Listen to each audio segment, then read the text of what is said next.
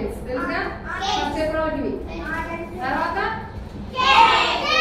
Okay are you excited yes I am సైన్యాధిపతి గురించి ఈరోజు తెలుసుకోవాలి ఎవరి గురించి ఆ సైన్యాధిపతి అంటే చీఫ్ కమాండర్ అన్నమాట సో సోల్జర్స్ అందరూ కూడా వాళ్ళని చూడడం కోసం ఒక చీఫ్ కమాండర్ ఆయన ఉంటాడు అంటే సైన్యాధిపతి సో ఆ సైన్యాధిపతి పేరు ఏంటి అంటే నయమాను ఏం పేరు నయమాను అయితే ఆ యొక్క నయమాను ఏ ఒక్క దేశానికి సైన్యాధిపతి అంటే సిరియా దేశానికి సైన్యాధిపతి సిరియా దేశానికి సైన్యాధిపతి మరి ఒక నయమాను అనేకమైన యుద్ధాలు చేయడం జరిగింది సో ఆ యుద్ధాల్లో చాలా మంచి జయాన్ని పొందాడు సో అందుకని ఈ యొక్క నయమాన్ అంటే రాజుగారికి చాలా బాగా ఎక్కువ ఇష్టం సిరియా రాజుగారికి నయమాన్ అంటే ఇష్టం ఆయన చాలా యుద్ధాలు చేశాడు కానీ ఆయనకి కుష్ఠరోగం ఉంది ఏముంది ఆ రోజుల్లో కుష్ఠరోగం వచ్చిన వాళ్ళు ఏం చేసేవాళ్ళు అంటే ఊరి బయట తీసుకెళ్లి ఉంచేవాళ్ళు ఎందుకంటే ఆ రోజుల్లో అదేంటంటే ఇన్క్యూరబుల్ డిసీజ్ అన్నమాట దాన్ని మనం క్యూర్ చేయలేం ఇప్పుడు ఈ రోజుల్లో ఎయిడ్స్ కి కొంతకాలం క్రితం మెడిసిన్ లేదు బట్ ఇప్పుడు ఎయిడ్స్ కూడా ఉంది కరోనాకి మెడిసిన్ లేదన్నారు వ్యాక్సిన్ కనిపెట్టారా దేవుడు అట్లా మనిషి జ్ఞానాన్ని ఇస్తాడు ఎంత భయంకరమైనటువంటి డిసీజ్ అయినా సరే అది క్యూర్ అవ్వడం కోసం కావాల్సిన మెడిసిన్ ని కనిపెట్టే జ్ఞానాన్ని దేవుడు మనిషికి ఇస్తున్నాడు అనమాట సో అందుకని ఆ రోజుల్లో కుష్ఠరోగానికి ఎలాంటి మెడిసిన్ లేదు మందు లేదు అందుకని ఇప్పుడు నీకు వచ్చింది అనుకో నీ పక్కన కూర్చున్నాడు అనుకో వీడి కూడా వచ్చేస్తుంది సో అదేంటంటే చాలా ఈజీగా స్ప్రెడ్ అయ్యేటువంటి డిసీజ్ అనమాట it spreads very easily very faster so అందుకని ఏం చేసేవాళ్ళంటే దూర ప్రాంతంలో వెళ్ళి పెట్టేసేవాళ్ళు ఇంకా వాళ్ళు అక్కడే ఇల్లు పెట్టుకొని అక్కడే ఉండాలి అక్కడే తినాలి అక్కడే చేయాలి ఇంకా వాళ్ళ దగ్గరికి ఎవరు వెళ్ళకూడదు వెళ్ళారంటే ఏమొచ్చింది దాని కూడా కుష్ఠరోగం వచ్చింది సో అందుకని ఈయన మాత్రం సైన్యాధిపతి కాబట్టి ఈయన ఎక్కడికి వెళ్ళలేదు ఈ రాజ్యంలోనే ఉన్నాడు సో ఇంకా రాజ్యంలోనే ఉండేసరికి ఏం చేశారంటే ఈ యొక్క ఇశ్రాయేలీల మీదకి యుద్ధం చేయడం కోసం సిరియన్లు వెళ్ళారు అన్నమాట సో వాళ్ళు గుంపులుకి వెళ్ళారు ఎలా వెళ్ళారు గుంపులుగా ఉన్నారు ఈ యొక్క రాజులు రాజున్నటువంటి సైనికులు యుద్ధం చేసేటువంటి సైనికులకి మరి ఆ దేశంలో ఎవరికి ఏది ఉందో మనకు తెలియదు మనం వెళ్ళి యుద్ధం చేసామంటే మనకు కూడా అనుకున్నది వచ్చారు సో అలాగే మరి ఇంకా అట్లా సోకిందేమో ఆ యొక్క కుష్ఠరోగం అనేటువంటిది అయితే ఇశ్రాయేలీల ఇశ్రాయేలీ హెబ్రీలు అని కూడా అంటారు ఏమంటారు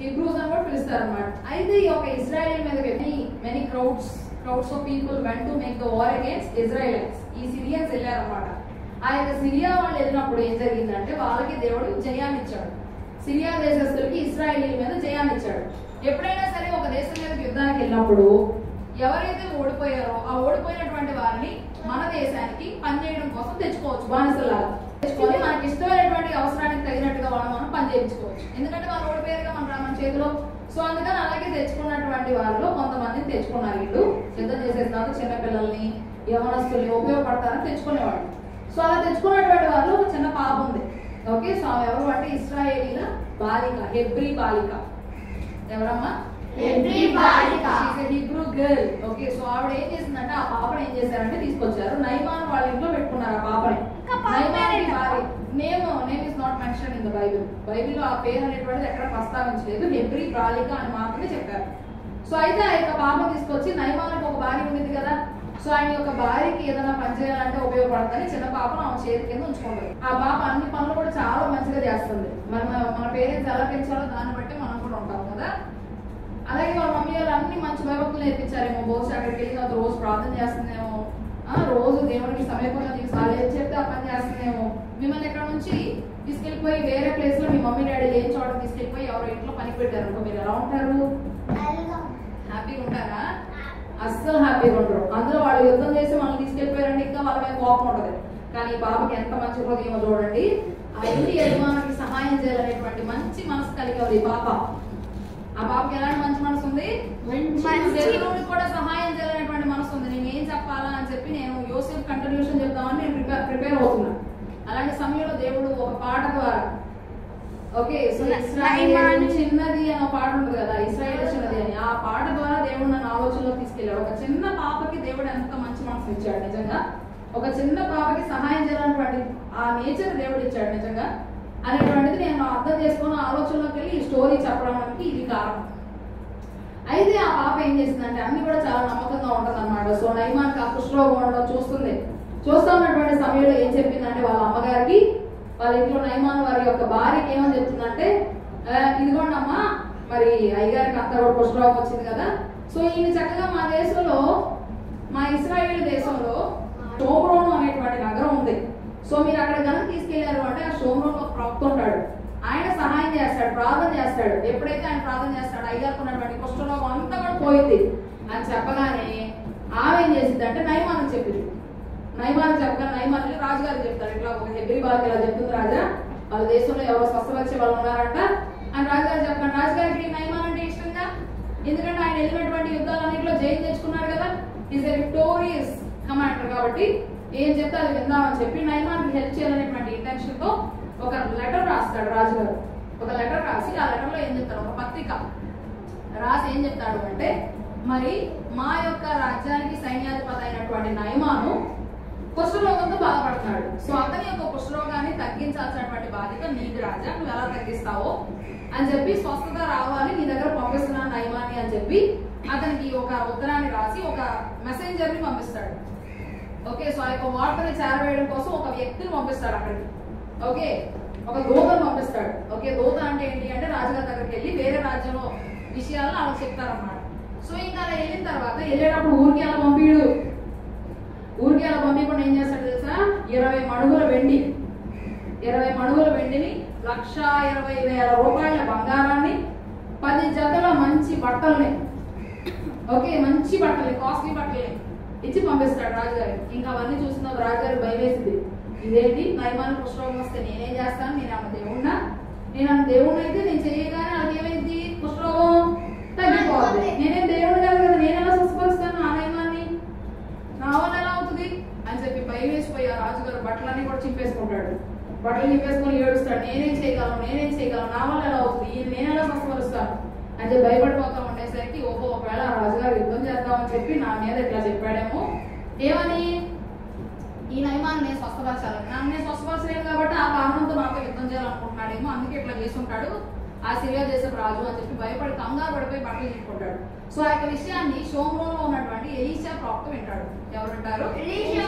షోమ్రోన్లో ఉన్నటువంటి ఎలీషా వింటాడు. ఇంగ్లీష్ బైబిల్లోనేమో సమరియా ఉంది, తెలుగు బైబిల్లోనేమో షోమ్రోన్ అని ఉంది. మేబీ ఆ ప్లేసెస్ అన్ని కూడా పక్క పక్కనే ఉండేటువంటి ప్రాంతాలు అవడం వల్ల అలా ఉండవచ్చు.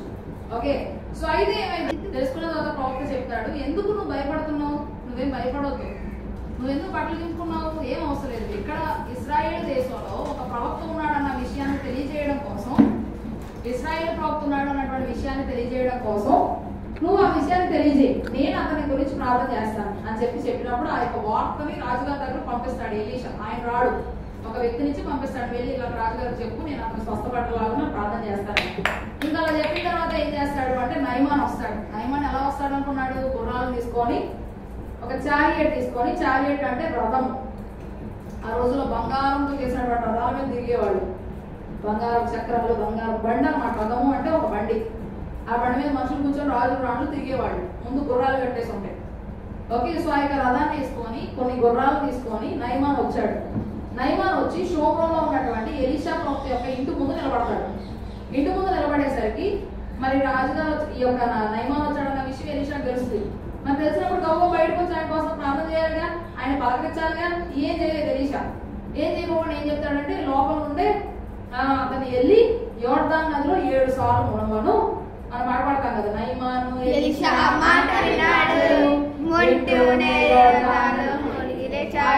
వెళ్ళి మునిగిరమ్మను 7 సార్లు మునగమని చెప్తాడు.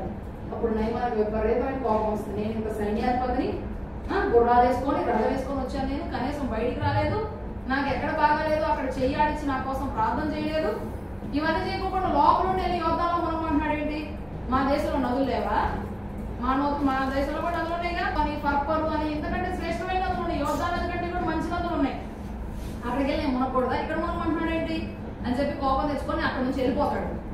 అక్కడ నుంచి వెళ్ళిపోతా ఉంటే అక్కడ ఉన్నటువంటి దాసులు ఒక ఆయన అంటాడు, రాజా ఏదైనా కష్టమైన పని చేయమంటే చేస్తావు కానీ స్వస్థత కోసం. హిందువులు నిప్పుల మీద నడుస్తారా, నిప్పుల మీద నడుస్తారు, సోలం చిన్న చిన్న సోలాలు లాంటి ఇక్కడ గుచ్చుకుంటారు, 4 గుచ్చుకుంటారు, ఇట్లా పెట్టుకొని వెనకాల పెట్టుకొని రథాన్ని తోస్తారు. వెనకాల సోల అంటే ఒకలాంటి కోకిలా కూడా దాన్ని గుచ్చుకొని ఏడాడుతా ఉంటారు. తర్వాత ప్రదక్షిణాలు చేస్తారు, మోకాళ్ళ మీద మెట్లు ఎక్కుతారు, మట్టిలో అన్నం వేసుకోదంటే అట్లా చేస్తారన్నమాట. సో ఇవన్నీ కూడా చాలా కష్టమైన పనులు. దేవుడు నన్ను స్వస్థపరుస్తాడు అంటే నువ్వు మోకాళ్ళు వేసి నడుపుతావు, ఏదైనా చేస్తావు. కానీ నేను ఏం చెప్పాడు, చాలా సులువైన పని చెప్పాడు, చాలా easiest thing. What is that? ఏదో ఒకసారి ఆ కష్టమా? 7 సార్లు కష్టమైన పని అది కాదు కదా. మనం వెళ్ళిపోయి నువ్వు మునుగు, ఏముంది, ఈజీయే కదా, చాలా ఈజీగా నువ్వు మునిగేయచ్చు, అదేం కష్టం కాదు. ఓకే అని చెప్పిన తర్వాత సరే అని చెప్పి వెళ్తాడు అన్నమాట. వెళ్ళిన తర్వాత నీళ్ళలో మునగడం కోసం వెళ్తాడు. యోధన్ అతను ఒకసారి మునిగాడు, మునగ్గానే ఏమైనా వచ్చిందా చూసుకున్నాడు, ఏమి రాలేదు. రెండోసారి మునిగాడు, ఏమైనా స్వస్థ వచ్చిందా? రాలేదు. మళ్ళీ మునిగాడు 4 సార్లు, 5 సార్లు, 6 సార్లు, 7వ సారి అప్పుడు దేవుడు అతని యొక్క శరీరం అంతా కూడా పసిపిల్ల వారి దేహం లాగా అయిపోయింది. చిన్నపిల్లల బాడీ ఎలా ఉంటది? మెత్తగా చక్కగా శుద్ధి మెత్తంగా ఉంటది. అసలు వాళ్ళని పట్టుకుంటేనే చాలా మెత్తగా బాగుంటారు. తెల్లగున్న పిల్లైనా నల్లగున్న పిల్లైనా పుట్టగానే చాలా బాగుంటారు, చాలా అందంగా ఉంటారు. వాళ్ళని అసలు ఎత్తుకొని వదిలిపెట్టబుద్ది కదా వాళ్ళు. అందుకే చిన్నపిల్లలు రాగా చుట్టూ వెళ్ళిపోతారు. చిన్నపిల్లలైనా పెద్దోళ్ళైనా అంత ఆనందం. మా ఇంట్లో ఫస్ట్ నిక్కి పుట్టినప్పుడు మాకు ఎంత ఆనందమో అసలు. ఫస్ట్ బేబీ వాడే పుట్టాడు అని చెప్పిన ముందు వెళ్ళాం మేము. ఎలాగానే ఏమైంది అంటే ఇంకా పుట్టలేదు అని చెప్పారు, ఇంటికి వెళ్ళిపోయాం. మళ్ళీ ఫోన్ చేశారు, పుట్టాడు బాబు పుట్టాడు అని. గబా గబా అప్పుడు 11:30 ఎంత అయింది, అందరం కలిసి వెళ్ళిపోయాం. మా అత్తోళ్ళు మేము వెళ్ళిపోయి చూసాం అనమాట. ఫస్ట్ టైం నిక్కి ఏంటంటే పుట్టగానే ఇలా కలిదేశాడు. అసలు మాకు ఎంత ఆనందంగా అనిపించింది. చిన్నపిల్లలు ఫస్ట్ టైం మేము అలా పట్టుకోవడం, పెద్దవాళ్ళం అయిన తర్వాత ఈయన ఫస్ట్ ఎత్తుకోవడం. చక్కగా పుట్టాడు అనమాట. సో అలాగా చిన్న పిల్లలు పుట్టగానే చాలా అందంగా ఉంటారు. సో అలాంటి దేహం వచ్చేసింది. ఎవరికి వచ్చింది? నయమానికి వచ్చింది. ఎవరికి వచ్చింది? నయమానికి వచ్చింది. ఇంకా అలాంటి దేహం వచ్చేసిన తర్వాత ఏం చేశారు అంటే అక్కడ నుంచి ఎలీషా దగ్గరకు వచ్చాడు నయమాన్. ఇందాకేం తిట్టాడుగా, ఏంటని అక్కడ ఉండమంటున్నావు, స్వస్థత వచ్చేసరికి గబగబా నయమాన్ ఎలీషా దగ్గరకు వస్తాడు. నీ దేవుడు తప్ప ఈ లోకంలో ఏ దేవుడు కూడా లేడు. ఈ దేవుడు ఎంతో గొప్ప దేవుడు. ఒక్కసారి 7 సార్లు మునగమని చెప్పావు, 7 సార్లు మునగానే నా కుష్ఠరోగం అంతా పోయింది. ఈ లోకంలో మీ దేవుడు తప్ప ఇంకో దేవుడు లేడు అని చెప్పాడు. ఇంకా అలా చెప్పిన తర్వాత ఆయన కొన్ని కానుకలు ఇద్దామని అనుకుంటాడు. కానుకలు ఇద్దామని చెప్పి తెస్తాడనమాట. సో కానీ ఏది కూడా తీసుకోడు. ఏది తీసుకోడు ఎలీషా, నాకేది అక్కర్లేదు, నువ్వు అసలు నాకేం అవసరం లేదు అంటాడు. దేవుని యొక్క బిడ్డలకి డబ్బు మీద ఆశ ఉండదు, దేవుని యొక్క బిడ్డలకి బంగారం మీద ఆశ ఉండదు. అదే నేనున్నాను గాబ్రేస్లో, బంగారం వేస్తే తీసుకుంటా ఇష్టం కాబట్టి. నువ్వు ఉన్నావు అనుకో, మంచి మంచి బట్టలు అంటే అబ్బా నేను వేసుకుంటా అని తీసుకుంటావు. డబ్బులు అనుకో నేను తీసుకుంటా అని తీసుకుంటా. కానీ ఆయన నిజమైన దేవుని భక్తుడు కాబట్టి రూపాయి కూడా తీసుకోలేదు.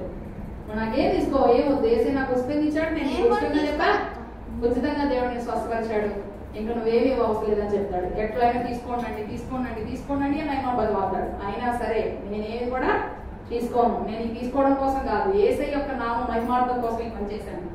అయితే ఎలీషా దగ్గర పనిచేసేటువంటి వాడు ఒక ఆయన ఉన్నాడు. ఆయన పేరు గేహజీ. అయితే ఏమైందంటే అతను చూస్తాడు ఇదంతా కూడా. ఆయన మా యజమానుడు ఇచ్చోడా ఏంటి, ఇన్ని ఇస్తానంటే వద్దంటున్నాడేంటి, ఏం తెస్తానంటే వద్దన్నాడు, బుర్రలేదు వీటికి, నేను వెళ్ళి తీసుకుంటాను చక్కగా అని చెప్పి ఎలీషా లోపలికి వెళ్ళిపోయాడు. ఇక తర్వాత నయమాన్ వెళ్ళిపోతున్నాడు అన్ని కూడా అలా తీసుకొని వెళ్ళిపోతా ఉన్నటువంటి నయమాన్ దగ్గరికి వెళ్ళి మా యజమానుడు తీసుకోమన్నాడండి. ఎఫ్రాయిము అనేటువంటి ప్రాంతం, ఎఫ్రాయిము మనియం దగ్గర నుంచి కొంతమంది ప్రవక్తలు వచ్చారు, 2 ప్రవక్తలు. సో వాళ్ళ కోసం తీసుకురామని చెప్పి మా యజమానుడు నాకు చెప్పాడు. నేను అబద్ధాలు మా యజమానుడు చెప్పాడు కాబట్టి 2 మణుగుల వెండినివ్వండి, 2 మణుగులు వెండినివ్వండి, 2 జతల బట్టలు ఇవ్వండి అని చెప్పి అడుగుతాడు. అడగగానే ఇంకా నయమాను అంతా క్షేమంగానే వచ్చావా నా దగ్గరికి అనగానే 2 సంచులు తీసుకొని 4 మణుగులు వెండినిస్తాడు. 2 జతల బట్టలు ఇస్తాడు. సంచుల్లో వేసుకొని నయమాన్ దగ్గర ఉన్నటువంటి పని వారు సంచుల్లో వేసుకొని వాటిని మోసుకొని తీసుకొచ్చి మెట్ల మీద ఉన్నటువంటి గేహజీకి ఇస్తారు. ఇక గేహజీ వాటిని తీసుకెళ్లి వాళ్ళ ఇంట్లో చక్కగా దాచుకొని మళ్ళా గవ్వ మెట్లెక్కేసి ఎలీషా దగ్గరకు వస్తాడు. ఎలీషా దగ్గర రాగానే ఎలీషా అడుగుతాడు, ఏంటి గేహజీ ఎక్కడ వస్తున్నావు అని అడుగుతాడు. అడగగానే ఈ సేవకుడు నేను ఇక్కడే ఉన్నాను అని చెప్తాడు. చెప్పగానే ఏంటి, నువ్వు అక్కడికి వెళ్ళినప్పుడు నయమాన్ దగ్గరికి, నువ్వు ఆ రథం దగ్గరికి వెళ్ళినప్పుడు నా మనసు నీతో కూడా రాలేదా, నువ్వేం చేసావు నాకు తెలియదా, నేను ప్రవక్తని, నువ్వేం చేసావు కూడా నాకు వేసే చూపించగలను. సో అప్పుడు నా మనసు నీతో కూడా రాలేదని వెళ్ళి ఇక్కడ ఒలివ చెట్లని, బంగారాన్ని, వెండిని ఇవన్నీ కూడా నువ్వు సంపూర్చుకోవడానికి సమయం అయింది, ఇవన్నీ కూడా నువ్వు సంపూర్చుకోవడం అవసరం, ఆ దేవుని బిడ్డలకు అవన్నీ కావాలా అని చెప్పి తిట్టాడు అన్నమాట. సో ఇంకా అలా తిట్టినప్పుడు ఆ నయమానికి వచ్చినటువంటి పుష్టి నీకు నీ కుటుంబాలకు అందరికీ సంపద మొత్తానికి సర్వకాలాలు ఉన్నది కాక అంటాడు. తెల్లటి పుష్టి వచ్చేస్తుంది, గెరజీ తెల్లటి పుష్టి వచ్చేస్తుంది. ఆ పుష్టి చూసుకొని ఇంక ఎలీషా దగ్గర నుంచి అక్కడ గెరజీ వెళ్ళిపోతాడు. వాళ్ళ కుటుంబానికి వస్తుంది, వాళ్ళ కుటుంబం తర్వాత పిల్లలు అంటులు కాక అంటాడు. ఇక పద్దాక వాళ్ళకి పుష్టి రోగమే, మరి పిల్లలకి అందరూ పుష్టి రోగం వచ్చు. ఎప్పుడైనా డబ్బుల కోసం వాటి కోసం ఆశపడి దొంగతనం వెళ్ళి తెచ్చుకుంటే ఏమైంది? కుష్ఠరోగం వస్తుంది, ఏదో ఒక శాపం వస్తుంది. ఏ సైడ్ నువ్వు తీసుకోవద్దు అంటే నువ్వు తీసుకోకూడదు, బంగారం అయినా సరే. ఒకసారి ఏమైందంటే ఫ్లడ్ వచ్చిందంట, వరద వచ్చిందంట చెన్నైలో. ఆ వరద వచ్చినటువంటి టైంలో చాలా మంది చచ్చిపోయారు, ఇల్లు మునిగిపోయి. ఆ చనిపోయినటువంటి మనుషులు అలా రోడ్డు మీద పడిపోయి ఉన్నారు. ఎవరు బాధపడతారు, అందరూ చచ్చిపోయారు. అయితే పోలీస్ డ్యూటీ కోసం ఒక ఆయన వెళ్ళాడంట అక్కడికి. అక్కడికి వెళ్ళి చూసినప్పుడు అందరూ ఒంటి మీద చక్కగా బంగారం చెవులి, బంగారం గాజులు, బంగారం చెవులు ఉన్నాయంట. ఒక ఆమె చెవుల మీద మంచి పెద్ద చెవులు ఉన్నాయంట. ఇంకా ఈ భలే ఉన్నాయే, తీసుకెళ్ళి చక్కగా మా అమ్మాయికి ఇద్దాం అని చెప్పి ఆ చెవులు ఓపెన్ చేసి చచ్చిపోయినానేగా చక్కగా సేలు తీసి బయటకు తీసుకొని జేబులో వేసుకొని ఇంటికి వెళ్ళి వాళ్ళ అమ్మాయికి ఇచ్చాడు. వాళ్ళ అమ్మాయి పెట్టాడు. వాళ్ళ అమ్మాయి పెట్టిన తర్వాత ఆమె చక్కగా బాగున్నాయి కదా అని చెప్పి పెట్టుకెళ్తుంది, ఆనందిస్తుంది, బాగున్నాయి అని సంతోషిస్తుంది. తర్వాత ఆమెకి దెయ్యం పట్టిందండి. దెయ్యం బట్టి ఏంటి ఎట్టుంది సరిగా ఉండలేదు ఏంటి అని చెప్పి ఒక మంత్రజ్ఞుడి దగ్గర తీసుకెళ్తే ఏమైనా దెయ్యం పట్టిందని చెప్పాడు. ఏం దెయ్యం పట్టింది, ఎక్కడ నుండి వచ్చావు నువ్వు అని చెప్పి మంత్రజ్ఞుడు అడిగాడు. నువ్వు అక్కడ చోళీలు తెచ్చావు కదా, ఆ చోళీలు నాకు ఇచ్చేస్తే నేను వెళ్ళిపోతాను అన్నాను. అట్లాగే ఆ చోళీలు వదిలేసిన తర్వాత పోయింది. అందుకని మనం వెళ్ళిపోయి ఎవరి దగ్గర పడితే ఈ చనిపోయిన వాళ్ళ దగ్గర తీసుకోవడం అలాంటివి చేయకూడదు. ఏం అలా చేయలేదు. అక్కడే దొంగతనానికి ఎప్పుడు ఏ కూడా తీసుకోకూడదు.